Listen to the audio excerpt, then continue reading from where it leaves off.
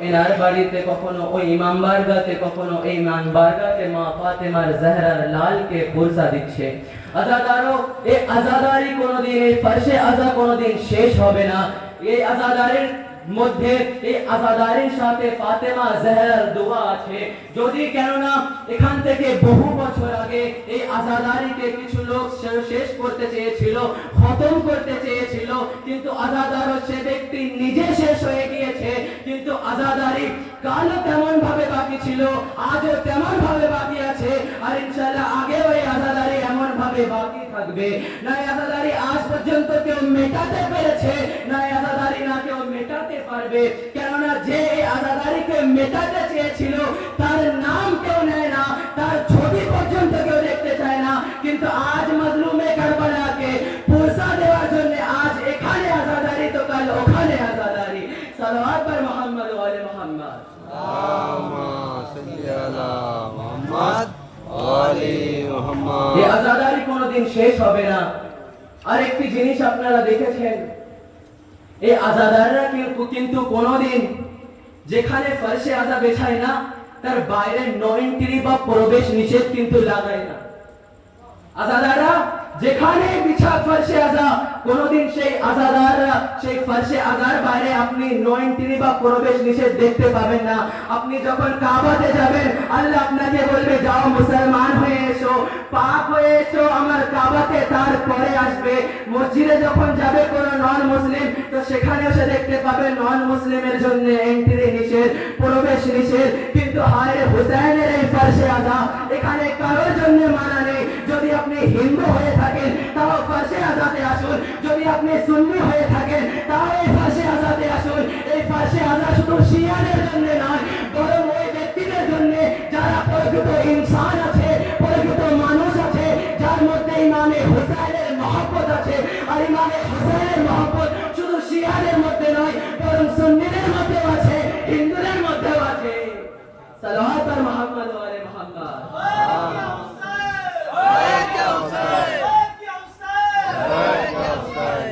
আমি নিজে দেখেছি এই জিনিসটি। হায়দ্রাবাদে একটি পাহাড় আছে, গোরে মওলা আলী যাতে বলা হয়। সেখানে যখনই গিয়েছি তখনই কোনো না কোনো হিন্দু ভাইয়ের সঙ্গে দেখা হয়েছে। জানেন তারা কোহে মওলা আলীতে 500 কটা সিঁড়ি আছে, 520টা মতো, কিন্তু সেই সিঁড়ি তারা কি বলে চড়ে জানেন? ইয়া আলী, ইয়া আলী, ইয়া আলী।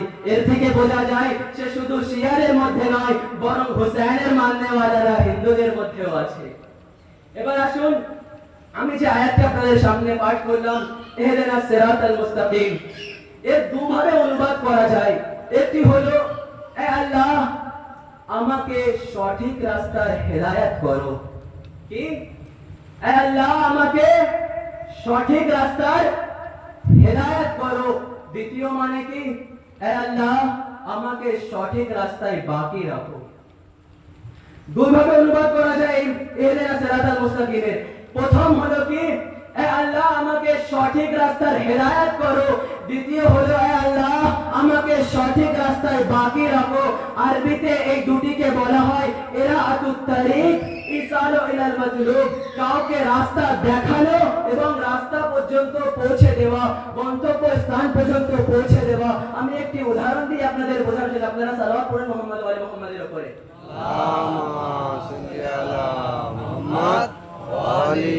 একটু উদাহরণ দিয়ে ভালোভাবে বুঝতে পারবেন। আমি আপনাদের এই আটটায় ইমাম বারগাতে আসব। আমি কোনো পাশে এক মোড়ে দাঁড়িয়ে আছি, চৌরাহাতে দাঁড়িয়ে আছি। আমি সেখানে কাউকে জিজ্ঞাসা করছি আমি আটলিয়ার ইমাম বারগাতে যাব, আমাকে রাস্তা দেখাও। সে ব্যক্তি আমাকে কি বললো? মৌলানা সাহেব আপনি এখান থেকে যান, আপনি লেফট নেন, রাইট নেন, সোজা চলে যান, আপনি আটলিয়া ইমাম বারগাতে পৌঁছে যাবেন। ঠিক আছে, বুঝতে পারলেন? দ্বিতীয় ব্যক্তির কাছে আমি জিজ্ঞাসা করলাম যে আমি আটলিয়া ইমাম বারগাতে যাব, ইত্তেফাক সে সে আমার আজাদার ভাই বার হলো। সে আমাকে কি বলছে? মৌলানা সাহেব আমি নিজে আটলিয়া ইমাম বারগাতে যাচ্ছি, আপনি আমার সঙ্গে চলুন। আমি নিজে আটলিয়া ইমাম বারগাতে যাচ্ছি, আপনি আমার সঙ্গে চলুন। আজাদারো আবার আপনি ভাবুন কোন হাদিটা বেশি ভালো, কার নসিব বেশি ভালো? ওই হাদিটা বেশি ভালো যে রাস্তা দেখিয়ে দিয়েছে, ইয়া ওই হাদিটা বেশি ভালো যে ওই গন্তব্য স্থান পর্যন্ত আমাকে পৌঁছে দিয়েছে? আজাদারো আমরা মুসলমানদের তো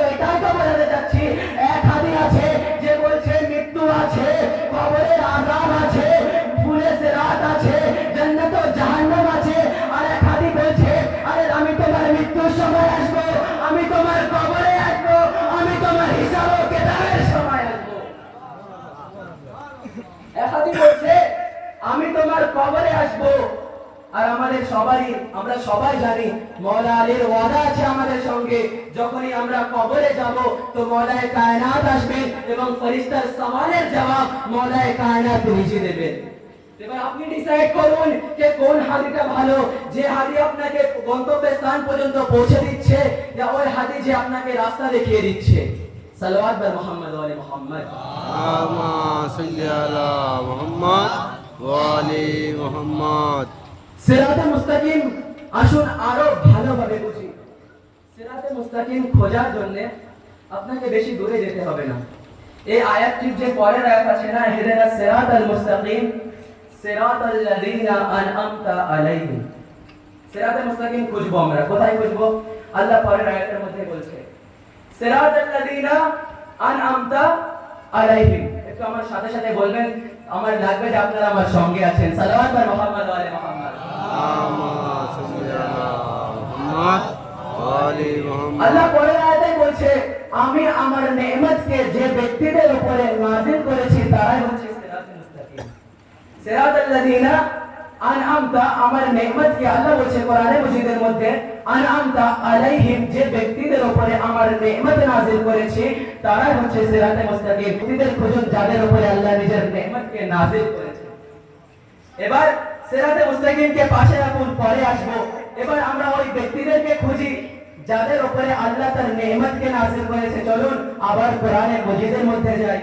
কোরআনে মজিদের মধ্যে আল্লাহ কি বলছে?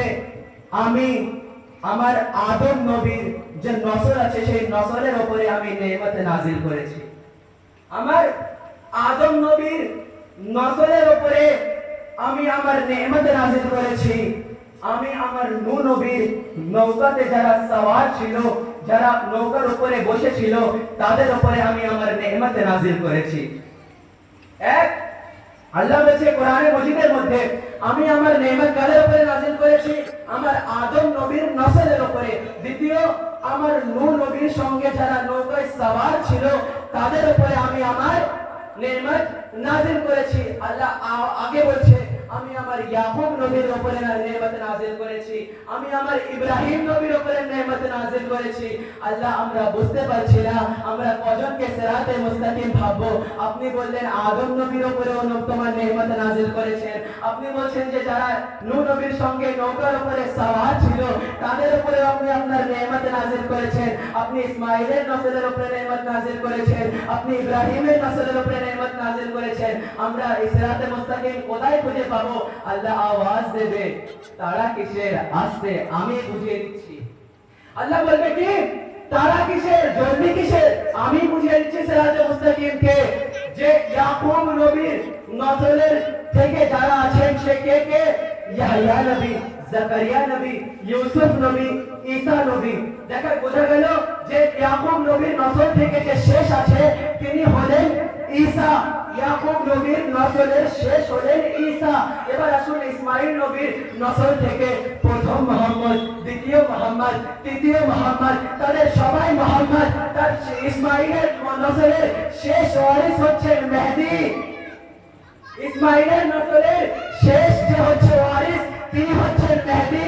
এটা এদিকে আসেন ইয়াকুবের নসলের যিনি ওয়ারিস আছেন তিনি হলেন কে? ঈসা নবী। আর ইত্তেফাক সে উনিও জীবিত, ইনিও জীবিত। ইত্তেফাক সে উনিও জীবিত, ইনিও জীবিত। ওনার জেনার জহুর মর্যাদা, ওনার নুজুল মর্যাদা, এ ফাতেমার ছেলে, এ মরিয়মের ছেলে। যেদিন দুজন আসবে ফাতেমার ছেলের পিছনে মরিয়মের ছেলে নামাজ পড়ে দেখিয়ে দেবে পানির উপরে যে ইহদিনাস সিরাতাল মুস্তাকিম।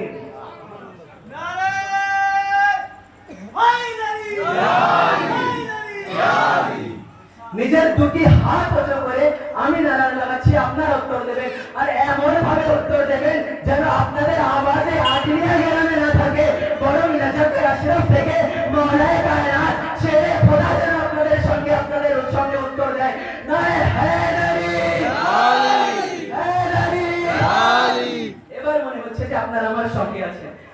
তো আল্লাহ কি বলছে যে আমি পানির উপরে মুসাল্লা বিছাবো আর আমার মেহেদীর পিছনে ঈসা নামাজ পড়ে বলবে এ اهدنا الصراط المستقيم اهدنا الصراط على الصراط المستقيم মেহেদি আছে আল্লাহ পানির উপরে কি মুসাল্লা বিছানো হয় কোথাও আপনি দেখেছেন কোথাও পানির উপরে মুসাল্লা বিছাতে আপনি মসজিদে দেখেছেন আপনি ইমাম বারগাতে দেখেছেন আপনি মাটির উপরে দেখেছেন আল্লাহর কাছে জিজ্ঞাসা করি চলুন আল্লাহ এই মুসাল্লাকে পানির উপরে কেন বিছানো হচ্ছে আল্লাহ বলবে এতে পানির উপরে মুসাল্লা ভেবো না এটা ইমামতের সিংহাসন আছে এটা শুধু পানির উপরে নামাজের মুসাল্লা ভেবো না আমি পানির উপরে ইমামতের সিংহাসনকে বিছিয়েছি আল্লাহর কাছে আবার প্রশ্ন করি খোদায়া যখন নামাজের জন্য মুসাল্লা বিছানো ছিল বা ইমামতের সিংহাসন বিছানো ছিল তো পানির উপরে কেন আপনি তো ইমামতের সিংহাসনকে মসজিদে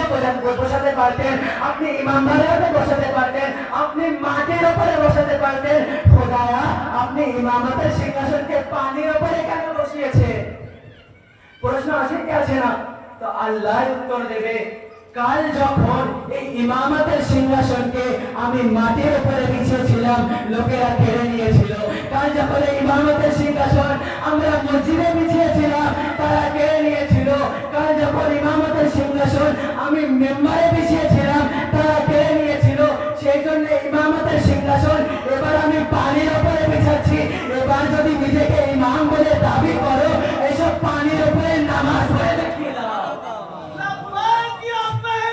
लब्बैक या मेहदी लब्बैक या मेहदी এবার এসো কাল আমি এই ইমামতের সিংহাসনকে মাটির উপরে বিছিয়েছিলাম তোমরা কেড়ে নিয়েছিলে আমি মাটির উপরে বিছিয়ে রেখেছি আমি মসজিদেও বিছিয়ে রেখেছি আমি মেম্বারেও বিছিয়ে রেখেছি তোমরা কেড়ে নিয়েছিলে এবার যদি হিম্মত থাকে না এবার যদি নিজেকে ইমাম বলে দাবি করো তো এসব পানির উপরে নামাজ পড়িয়ে দেখিয়ে দাও যে তুমি নিজেকে ইমাম মনে করতে তার কারণে আমি ইমামতের সিংহাসনকে পানির উপরে বিছিয়েছি আসুন আরো ভালোভাবে সিরাতে মুস্তাকিমকে বুঝি আমি মসজিদে প্রবেশ করলাম সেখানে একটি খাতা ও কলম নিয়ে আমি এক বৃদ্ধ ব্যক্তি সেখানে বসেছিলেন তাকে আমি খাতা ও কলম দিলাম তার আগে বলে দিই সিরাতে মুস্তাকিম কাকে বলা হয় সিরাতে মুস্তাকিম মানে সোজা একটি রাস্তা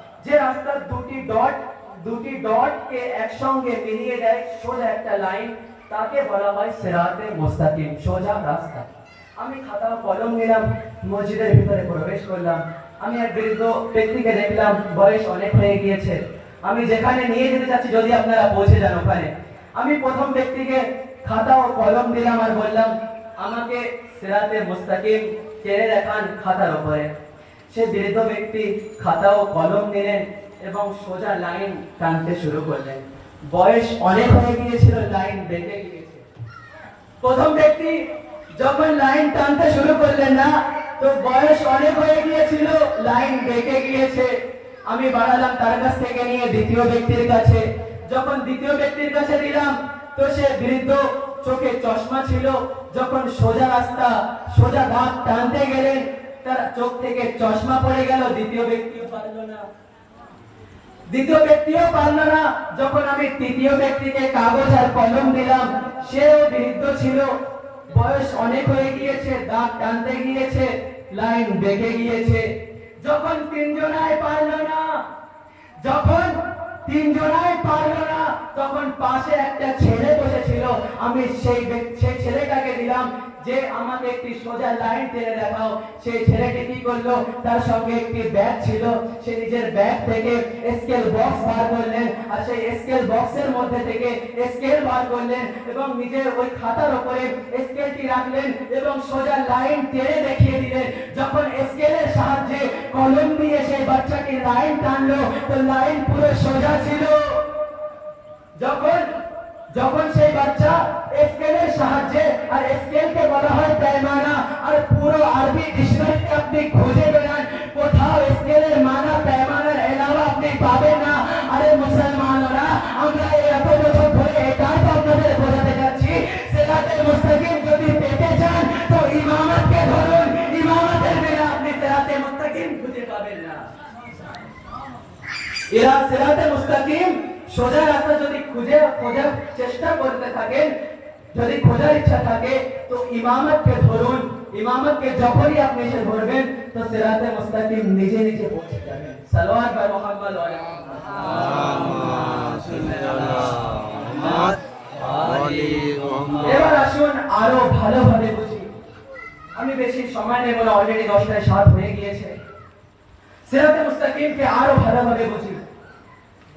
কোরআনে মজিদের মধ্যে যায়, দেখুন এই কোরআনে মজিদের মধ্যে না সব জিনিসেরই উত্তর আছে, শুধু বুঝে পড়ার দরকার আছে।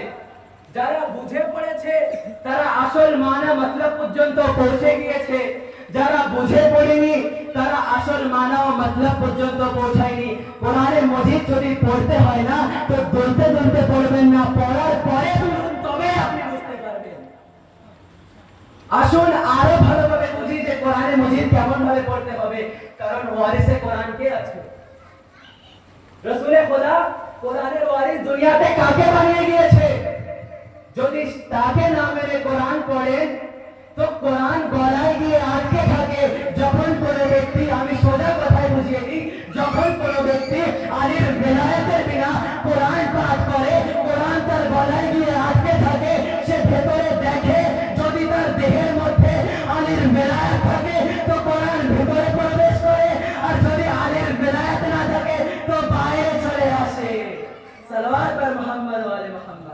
আল্লাহুম্মা সাল্লি আলা মুহাম্মদ ওয়া আলি মুহাম্মদ। কোরআন যদি পড়তে হয় তো আলীর বেলায়েতের সঙ্গে পড়ুন। কোরআন যদি পড়তে হয় তো আলীর বেলায়েতের সঙ্গে পড়ুন, তবে আপনি মানা মতলব বুঝতে পারবেন। আসুন ওই কোরআনের মধ্যে বুঝি সিরাতে মুস্তাকিম কাকে বলা হয়েছে। কোরআনের মসজিদের মধ্যে একটি সূরা আছে, যে সূরার নাম সূরা ইয়াসিন, যাকে কোরআনের দিল বলা হয়। কাকে? সূরা ইয়াসিনকে। সূরা ইয়াসিনকে কি বলা হয়? কোরআনের দিল। ঠিক আছে, ওই সূরার মধ্যে আপনি সূরা শুরু করুন, বিসমিল্লাহির রহমানির রহিম, ইয়াসিন ওয়াল কুরআনিল হাকিম ইন্নাকা লামিনাল মুরসালিন আলা সিরাতিল মুস্তাকিম। সূরা ইয়াসিনের মধ্যে আল্লাহ কি বলছে? ইয়াসিন ওয়াল কুরআনিল হাকিম ইন্নাকা লামিনাল মুরসালিন আলা সিরাতিল মুস্তাকিম।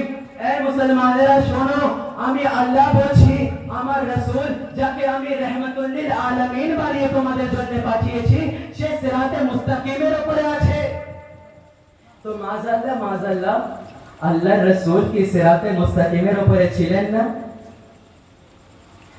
মাযাল্লাহ আল্লাহ রাসূল কি সিরাতে মুস্তাকিমের উপরে ছিলেন না? যে আল্লাহ কোরআনে মজিদের মধ্যে এমন ভাবে বলছে আল্লাহ রাসূলকে যে আমি তোমাদের মধ্যে যাকে রাহমাতুল লিল আলামিন বানিয়ে পাঠিয়েছি সে সিরাতে মুস্তাকিমের উপরে আছে। আজাদারো যখন এই কোরআনের এই আয়াতের তাফসীর করা হলো, ভালোভাবে অনুবাদ করা হলো, তখন বোঝা গেল যে এখানে আল্লাহ এমন বলতে যাচ্ছে না যে আমার রাসূল সিরাতে মুস্তাকিমের উপরে আছে, বলকে আল্লাহ এটা বলতে যাচ্ছে যে আমার রাসূল যেখানে পা রেখে দেয় সেটা হয়ে যায় সিরাতে মুস্তাকিম। আল্লাহ কোরআনে মজিদের মধ্যে এটা বলতে যাচ্ছে যে আমার রাসূল যেখানে পা রেখে দেয় সেটা হচ্ছে সিরাতে মুস্তাকিম। আল্লাহ রাসূল যেখানে পা রাখে সেটি হলো সিরাতে মুস্তাকিম। আল্লাহ রাসূল যেখানে পা রাখে সেটি হলো সিরাতে মুস্তাকিম। আর যদি কারো পা রাসূলের পাদে এসে যায়, আল্লাহ রাসূল যেখানে পা রেখে দেয় সেটা হলো সিরাতে মুস্তাকিম। আর কারোর পা যদি রাসূলের কাঁধে এসে যায় তো সেটা কি হলো? সেটাও সিরাতে মুস্তাকিম। ওই আয়াত, ওর আগের আয়াতে কি বলছে? তানজিলাল আজিজির রহিম, যে আমি আমার যে সিরাতে মুস্তাকিম আছে তাকে আমি আমার নিজের কাছ থেকে তোমাদের উপরে নাজিল করেছি। আমি সিরাতে মুস্তাকিমকে তোমাদের মধ্যে আমার তরফ থেকে নাজিল করেছি। তো এবার আল্লাহর তরফ থেকে দুনিয়াতে কি এসেছে? কোরআনে মজিদ। কোরআনে মজিদ। আমি সিরাতে মুস্তাকিম বোঝাতে যাচ্ছি, আপনাদের একটু মন দিয়ে শুনবেন আর বুঝবেন যে সিরাতে মুস্তাকিমের জন্য আল্লাহ কোরআনে মজিদের মধ্যে কি বলছে? তোমরা দুনিয়াতে বুঝলে পাবে না, আমি সিরাতে মুস্তাকিম আমার কাছ থেকে পাঠিয়েছি। এবার চলুন বুঝি আল্লাহ কি বলছে। আল্লাহ বলছে আমি আমার কোরআনকে আমার তরফ থেকে নাজিল করেছি। তার মানে এটা হলো কোরআন হলো আমাদের জন্য সিরাতে মুস্তাকিম। কোরআন হলো আমাদের জন্য সিরাতে মুস্তাকিম। তো এবার কোরআনের জন্য আল্লাহ কি বলছে কোরআনে মজিদের মধ্যে, যদি আমার এই কোরআনকে আমি পাহাড়ের উপরে নাজিল করতাম তো পাহাড় রেজা রেজা হয়ে যেত, পাহাড় টুকরো টুকরো হয়ে যেত। আসাদ এখান থেকে আমরা আরেকটি কথা বুঝতে পারলাম, কোরআনে মজিদ আল্লাহ সিরাতে মুস্তাকিমকে যেখানে নাজিল করে সে জায়গা ফেটে যায়। এবার আসুন 13 রজব কাবা ঘরের দেওয়ালের কাছে গিয়ে জিজ্ঞাসা করুন, যখন শেরে খোদা আলী মুর্তজার জন্ম হয়েছিল কাবার দেওয়াল কেন ফেটে গিয়েছিল? কেননা সিরাতে মুস্তাকিমের চিহ্ন হচ্ছে এটাই, আল্লাহ নিজের তরফ থেকে নাজিল করেছে। আর সে যেখানে নাজিল হয় সে জায়গা কি হয়, রেজা রেজা হয়ে যাবে। তো কাবা ঘরের দেওয়াল কেন ফেটেছিল, সে কাবা ঘরের দেওয়ালের কাছে গিয়ে জিজ্ঞাসা করো, যখন শেরে খোদা আলী মুর্তজা যখন তাতে জন্মগ্রহণ করেছিলেন। বাস আল্লাহ, আমি মজলিসকে শেষ করছি। আজ দেখতে দেখতে 4 মুহররমের রাত এসে গিয়েছে। 2 মাস 8 দিন মন খুলে ফাতেমার লাল মৌলা হুসেনকে মজলুমে কারবালাকে ফুরসা দিতে হবে। ফাতেমা জাহরার রোমালে অশ্রু দিতে হবে। আল্লাহর কাছে দোয়া করি, খোদায়া বাস এই আজাদারদের দেহে এতটা শক্তি দিও, এরা যেন 2 মাস 8 দিন মন খুলে বিবি ফাতেমা তো জাহরার লালকে ফুরসা দিতে পারে। আজাদার যখনই কোথাও ফরশে আযা বিছানো হয় তো ফেরেশতারা জান্নাতুল বাকিতে যান। জান্নাতুল বাকিতে যখন যান না, তো সেখানে গিয়ে মা ফাতেমা জাহরার কবরে যান। যাওয়ার পরে বলে, এ বিবি ফাতেমা জাহরা, আপনি ওই আজাদারদের কাছে যাবেন না যারা আপনার ছেলে হুসেনের জন্য ওরা ফরশে আযা বিছিয়েছে। ফেরেশতাদের সঙ্গে তখন ফাতেমা জাহরা বলে, এ ফেরেশতারা, আমি একা ওই ফরশে আযাতে যেতে চাই না, আমাকে তোমরা নিয়ে সেই দামেস্ক শহরে চলো। সেখানে আমার মেয়ে জনাবে জয়নবে কুবরা আছে না, তো আমি জয়নবকে সঙ্গে নিয়ে যেতে চাই। ফেরেশতারা বিবি ফাতেমাকে নিয়ে সেই দামেস্ক শহরে যায়। সেখান থেকে বিবি ফজলা জনাবে জয়নবে কুবরাকে নেন। নেওয়ার পরে যখন নেন না সঙ্গে, তো জনাবে জয়নবে কুবরা বলে, এ আম্মা জান, আরে আমরা একা ওই আজাদারদের পাশে যেতে চাই না, চলুন আম্মা জান জিন্দানে শামের মধ্যে যান, যেখানে সকিনার কবর আছে। আম্মা জান চলুন সকিনাকে সঙ্গে নিয়ে যায়। জানেন আজাদারও যখন এই 3 বিবি এই আজাদারদের কাছে আসে না, তো তখন জনাবে সকিনা যখন এই আজাদারদেরকে ক্রন্দন করতে দেখে না, তো সে ফুপি আম্মাকে বলে, ফুপি আম্মা, আরে এরা ক্রন্দন করছে কেন, এরা অশ্রু ঝরাচ্ছে কেন? আরে জনাবে জয়নবে কুবরা বলে, এ সকিনা, আরে এরা তোমার বাবা হুসেনের উপরে অশ্রু ঝরাচ্ছে।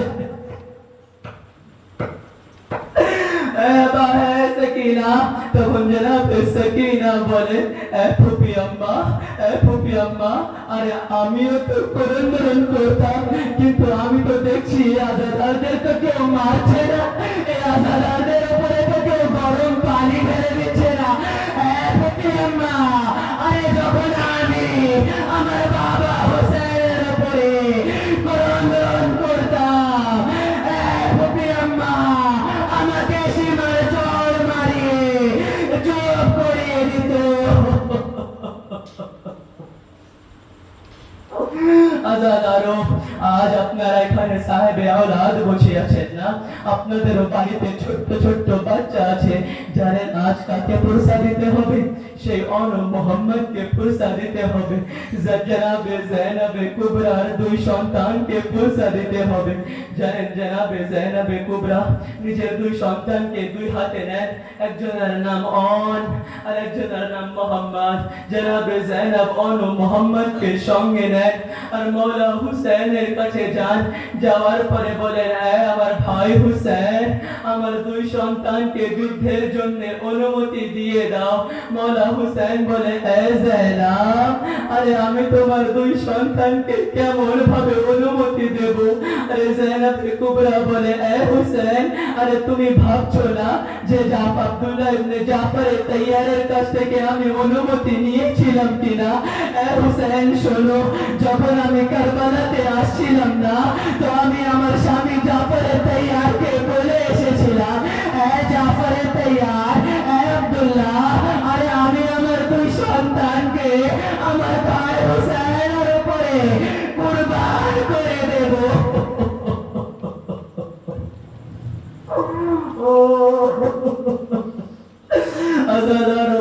আপনাদের কোন দুঃখ থাকে শুধু মজলুমে কারবালার দুঃখ ছাড়া?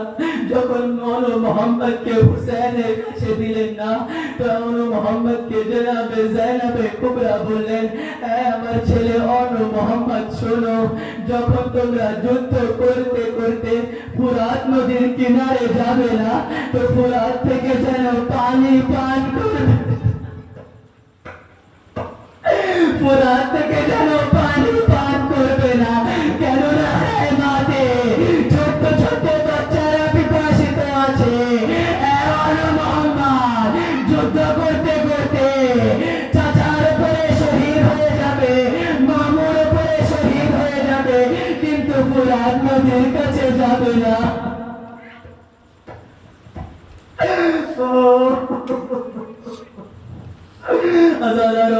আপনাদের কোন দুঃখ নেই, শুধু মজলুমে কারবালার দুঃখ ছাড়া। যখন মোহাম্মদ শহীদ হয়ে গেলেন না, তো তখন একবার ইমামে হুসেন মোহাম্মদের লাশকে নিলেন, যে খায়মার মধ্যে জনাবে জৈনবে কুবরা ছিলেন, সেই খায়মার বাইরে এসে দাঁড়ালেন আর বললেন, জৈনব, তোমার দুই সন্তানকে নিয়ে এসেছি। জনাবে জৈনব নিজের দুই সন্তানের কাছে আসলেন, এক হাত অনের উপরে রাখলেন আর এক হাত মোহাম্মদের উপরে রাখলেন আর আকাশের দিকে তাকালেন আর বললেন, মা ফাতেমা, আপনি সাক্ষী থাকবেন, আমি আমার দুই সন্তান মোহাম্মদকে ভাই হুসেনের উপরে কুরবান করে দিয়েছি।